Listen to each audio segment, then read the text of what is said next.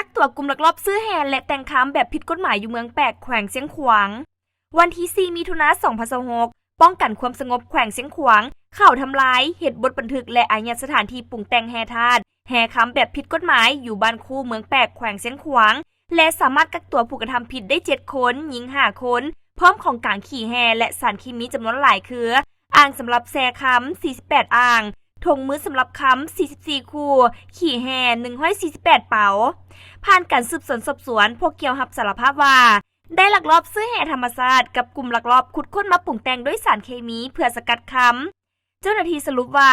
การกระทำดังกล่าวเป็นการละเมิดต่อระเบียบกฎหมายอย่างร้ายแรงทั้งเป็นการทำลายสภาพแวดล้อมเป็นต้นแมนดินเจือนสารเคมีปนเปื้อนอาจส่งผลกระทบระยะยาวต่อสิ่งแวดล้อมและชีวนานาพันธุ์ปัจจุบันเจ้าหน้าที่ได้อายัดเครื่องของกลางไว้บ่ให้มีการเคลื่อนย้ายเพื่อจะได้มีการเก็บกู้และทำลายให้ถูกต้องตามหลักการส่วนผู้ต้องหา7คนที่ถูกกักตัวแม้จะถูกส่งฟ้องดำเนินคดีอย่างเข้มงวด